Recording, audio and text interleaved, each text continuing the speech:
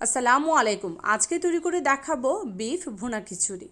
কিভাবে রান্না করলে খিচুড়িটা বেশ ঝরঝরে হবে এবং মজা হবে এবং খুব সহজে আপনি রান্না করে নিতে পারবেন। আসছে কুরবানির ঈদে আপনারা চাইলে এই মজাদার ভুনা খিচুড়িটা রান্না করে নিতে পারবেন খুব সহজেই। চলুন রেসিপিটি দেখে নিই। 1.5 কেজি গরু মাংস নিয়েছি, হাড় চর্বি সহ। আদা বাটা 1 টেবিল চামচ, রসুন বাটা 1 টেবিল চামচ, মরিচের গুঁড়া 1.5 চা চামচ, জিরা গুঁড়া দিয়ে দিয়েছি এখানে 2 চা চামচ, আর ধনে গুঁড়া দিয়ে দিচ্ছি 2 চা চামচ। পেঁয়াজ কুচি দিয়ে দিচ্ছি এখানে 2 মুঠের মতো হবে, লবণ পরিমাণ মতো। আর এখানে দিয়ে দিচ্ছি জয়ত্রী 2টা অ্যাড করে দিচ্ছি এখানে, আর লং দিয়ে দিচ্ছি 7-8টার মতো। এলাচ দিয়ে দিচ্ছি, মাথার সাইডটা একটু ফাটিয়ে দিয়েছি যেন এটার ফ্লেভারটা বেশ ভালোভাবে বের হয়। 10টা এলাচ দিয়েছি এখানে, কালো এলাচের খোসাটা ফেলে দিয়ে ভিতরে অংশটা বীজটা দিয়ে দিয়েছি। আর গোলমরিচের গুঁড়া 1/2 চা চামচ, আর হলুদের গুঁড়া দিয়ে দিচ্ছি এখানে 2 চা চামচ। সরিষার তেল অ্যাড করে দিচ্ছি এখানে পরিমাণ মতো। আপনারা যতটুকু রান্না করবেন সেই পরিমাণে আপনারা কিন্তু এখানে সরিষার তেলটা অ্যাড করতে পারেন। আর এটাকে ভালো করে মাখিয়ে নিতে হবে। এই মাখানোর মধ্য দিয়েই কিন্তু এটার ভিতরে মশলাটা বেশ ভালোভাবে ঢুকে যাবে। আপনি চাইলে এটাকে আধা ঘন্টা রেখে তারপর রান্না করতে পারেন, আবার কেউ চাইলে সাথে সাথেও রান্না করতে পারেন। মাংসটার সাথে আমি আরও দিয়ে দিচ্ছি এখানে তেজপাতা। আর এখন আমি মাংসটা চুলায় বসিয়ে দেবো। আর আমি 10 মিনিটের জন্য এটা ম্যারিনেট করে রেখে দিয়েছিলাম। 10 মিনিট পর আমি এটাকে চুলায় বসিয়ে দিয়েছি। প্রথমে এটাকে হাই ফ্লেম করে তারপর কিন্তু একটু কষিয়ে নিতে হবে।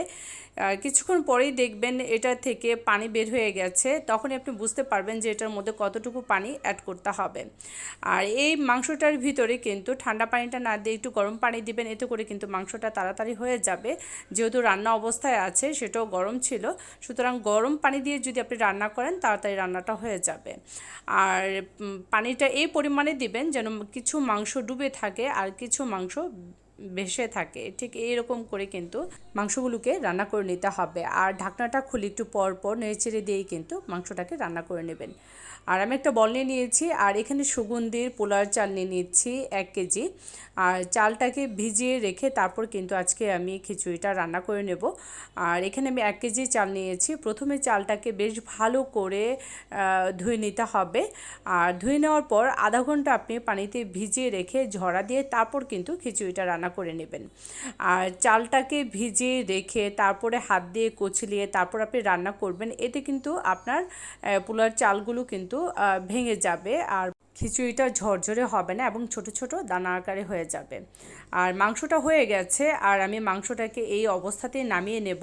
আর এখানে কতটুকু ঝোল আছে সেই ঝোল দিয়ে আর কতটুকু পানি দেওয়া লাগবে না, এই ঝোলটুকু থাকা অবস্থায় সেটা আপনাদের সাথে আমি শেয়ার করব। আর এখানে আমি 1/2 কাপের মতো নিয়েছি মুগ ডাল, আর মুগ ডালটাকে একটু ভেজে তারপর কিন্তু ভালো করে ধুয়ে নেব। চাল আর ডালটাকে একসাথে করে নিয়েছি। হলুদের গুঁড়া দিয়ে দিচ্ছি 1 চা চামচ, আর দিয়ে দিচ্ছি এখানে জিরে গুঁড়া 1 চা চামচ। আর আমি এখানে কিন্তু মসুরির ডালটাও অ্যাড করব, তবে কখন অ্যাড করব সেটাও আমি আপনাদের সাথে শেয়ার করব। ধনে গুঁড়া দিয়ে দিচ্ছি এখানে 1 চা চামচ, লবণ পরিমাণ মতো। আমি চালের জন্য এখন লবণটা অ্যাড করছি। চালের জন্য এখানে আমি আদা বাটা দিচ্ছি 1/2 টেবিল চামচ, আর রসুন বাটা 1/2 টেবিল চামচ, 2টা তেজপাতা, লং দিচ্ছি 4টা, আর 2 টুকরা দারচিনি দিয়ে দিচ্ছি, এলাচ দিয়ে দিচ্ছি এখানে 5টা। আর এই চাল আর ডাল মশলাগুলোকে কিন্তু হাত দিয়ে একদম কচলিয়ে তারপরে মিশিয়ে কিন্তু রান্না করা যাবে না। আপনারা চাইলে যে কোনো চামচ দিয়ে বা হাত দিয়ে আলতোভাবে কিন্তু এটাকে একটু নাড়াচাড়া করে নিতে হবে। আর যে মাংসের ঝোলটা আমি রেখেছি, মাংস রান্না করার হয়ে গেছে যেটা, আর সেটা কিন্তু আমি এখানে অ্যাড করে দেব। আর এই মাংস ঝোলটা যতখানি ছিল সেখানে কিন্তু 1.5 কাপের মতো ঝোল হবে। আর এখানে কিন্তু আমি ডালটার জন্য যে পানিটা অ্যাড করতাম সেই ক্ষেত্রে কিন্তু আমি ডালটার জন্য আর পানি অ্যাড করব না। আর এখানে আমি 1.5 কাপ পানি কম দেব। এই খিচুড়িতে ঠান্ডা পানি অ্যাড করা যাবে না, গরম পানি অ্যাড করতে হবে। আর এখানে আমি পানি অ্যাড করে দিয়েছি 8 কাপ আমি 1 কেজি চালের জন্য। আর এটাকে আলতো করে এভাবে কিন্তু নেড়েচেড়ে নিতে হবে। আর দেখতে পাচ্ছেন আমি কিভাবে করে এটাকে একটু নেড়ে নিয়েছি। আমি চুলায় বসিয়ে দিয়েছি, আর এটাকে প্রথমে হাই ফ্লেম করে কিন্তু এই খিচুড়িটাকে রান্না করে নিতে হবে। এই যে একটা মগ দেখছেন, এটার মধ্যে আমি আসলে মেপে দেখাচ্ছি যে আমি এখানে কতটুকু পানি নিয়েছি।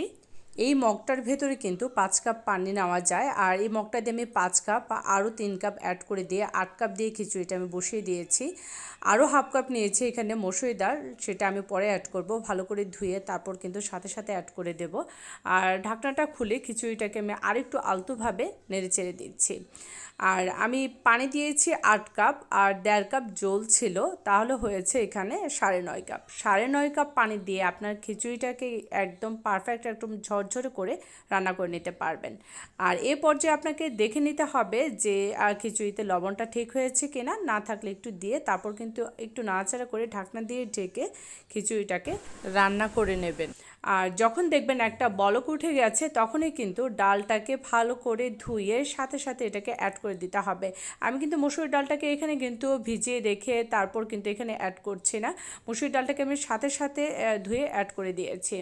আর যখন দেখবেন বলক উঠে গেছে, তখন যদি আপনি মসুর ডালটা অ্যাড করেন, এতে করে কিন্তু ডালটা গলে যাবে না, একদম পারফেক্ট থাকবে এবং খিচুড়িটাও ঝরঝরে হবে। অনেক সময় দেখা যায় যে খিচুড়িতে অনেক বেশি পানি অ্যাড করে দিলে এবং ডালটা শুরু থেকে দিয়ে দিলে মসুর ডালটা, এতে করে কিন্তু খিচুড়িটা একদম গলে যায়। আমি এখানে আরও একটু সরিষার তেল অ্যাড করে দিয়ে ভালো করে একটু নেড়ে চেড়ে আর একটু দমে রেখে দেব। এখন কিন্তু আমি ফ্লেমটাকে একদম লো করে দিয়েছি এবং নিচে একটা তাওয়া দিয়ে তারপর কিন্তু খিচুড়িটাকে রান্না করে নিচ্ছি।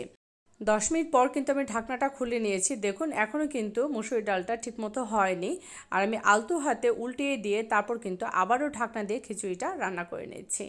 যখন দেখবেন একদম ডালটা সেদ্ধ হয়ে গেছে, আমি আপনাদেরকে একটু কাছে থেকে দেখিয়ে দিচ্ছি। দেখুন মসুর ডালটা কিন্তু একদম গলে যায়নি, কিন্তু সেদ্ধ হয়ে গেছে।